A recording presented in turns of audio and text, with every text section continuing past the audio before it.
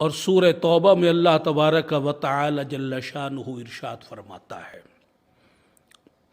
وَمِنْهُمُ الَّذِينَ يُؤْذُونَ النَّبِيَّ، اور ان میں کچھ لوگ وہ ہیں جو نبی پاک صلی اللہ علیہ وسلم کو ایذا پہنچاتے ہیں۔ اس کا شان نزول کیا ہے؟ غور کریں۔ منافقین جو اندر سے کافر تھے اور اوپر سے مسلمان کہلاتے تھے، نام مسلمانوں والا رکھ لیا، حلیہ مسلمانوں والا بنا لیا، خود کو مسلمان کہلانا شروع کر دیا، مگر دل میں اسلام نہیں، وہاں کفر بھرا ہوا ہے، بظاہر اسلامی لبادہ اوڑھا ہوا ہے۔ جیسا کہ عورت مارچ برپا کرنے والوں میں کئی ایسے لوگ ہیں جو اندر سے اسلام کے شیدائی نہیں، اسلام کے محب نہیں، اسلام کو قبول کرنے والے نہیں، اندر تو ان کے کفر بھرا ہوا ہے، اور اوپر سے وہ اپنا نام مسلمان رکھ کر یہ تاثر دیتے ہیں کہ ہم تو مسلمان ہیں۔ تو ایسے منافق آج ہی نہیں، یہ تو اس وقت بھی تھے جب اللہ کے رسول جل جلالہ وصلی اللہ علیہ وسلم تبلیغ خود فرمایا کرتے تھے۔ تو اس آیت مبارکہ کا شان نزول یہ ہے کہ کچھ منافقین انہوں نے مجلس سجائی، اور اس مجلس میں اللہ کے رسول صلی اللہ علیہ وسلم کی شان مقدسہ میں وہ نازیبہ کلمات، ناشائستہ گفتگو کرنے لگے۔ پھر ان میں سے ایک بولا، کچھ بولے کہ یہ باتیں جو ہم یہاں بیٹھ کر کر رہے ہیں، اگر ان کی خبر رسول اللہ صلی اللہ علیہ وسلم کو ہو گئی تو وہ ہم پر ناراض ہوں گے، ہمارا بھانڈا پھوٹ جائے گا، ہم جو اوپر سے ان کے ساتھ ملے ہوئے ان پر ظاہر ہو جائے گا، ہماری منافقت کا پردہ چاک ہو جائے گا۔ تو ان میں سے ایک بولا کچھ نہیں ہوگا، اگر ان تک یہ بات چلی بھی گئی، پہنچ بھی گئی، تو ہم تو صاف انکار کر دیں گے، ہم نے تو یہ بات کی نہیں،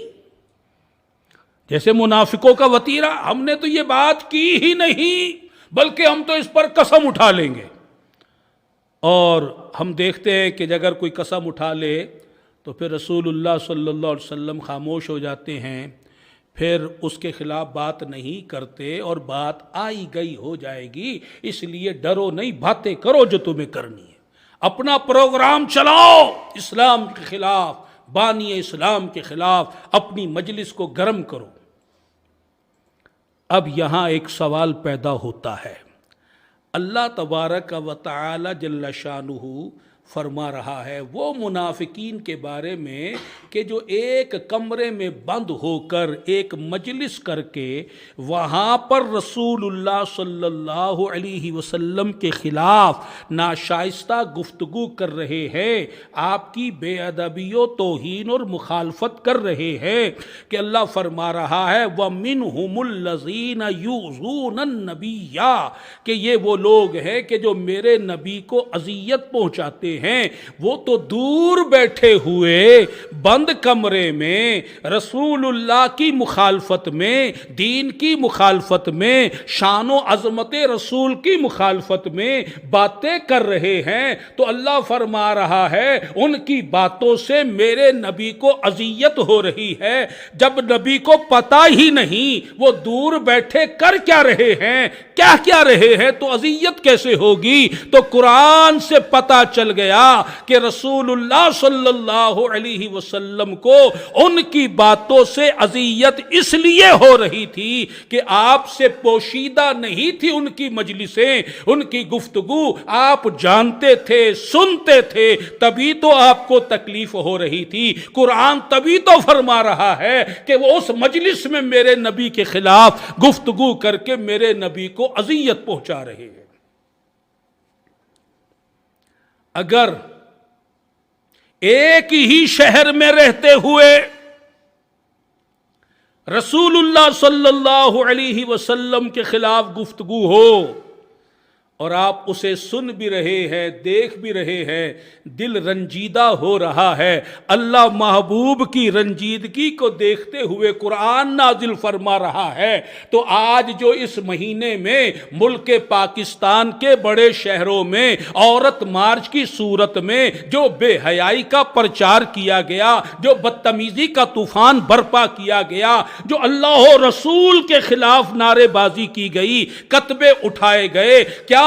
سبز گنبد کے اندر موجود رسول اللہ صلی اللہ علیہ وسلم کو اس کی خبر نہیں ہوئی؟ ضرور ہوئی۔ جب آپ کو خبر ہوئی تو آپ کو اذیت بھی ہوئی، آپ کا دل رنجیدہ بھی ہوا۔ اب زمین پر مسلمان موجود ہوں اور رسول اللہ کے دل کو رنجیدہ کیا جائے، اذیت پہنچائی جائے تو اور مسلمان ہاتھ پر ہاتھ دھرے بیٹھے رہیں، یہ ان کے ایمان کا تقاضا نہیں ہے۔ ان کے ایمان کا تقاضا تو یہ ہے کہ وہ اپنے دل و جان کی بازی لگا دیں اور ایسے گستاخوں اور ایسے بے ادبوں کو ان کے انجام تک پہنچائیں۔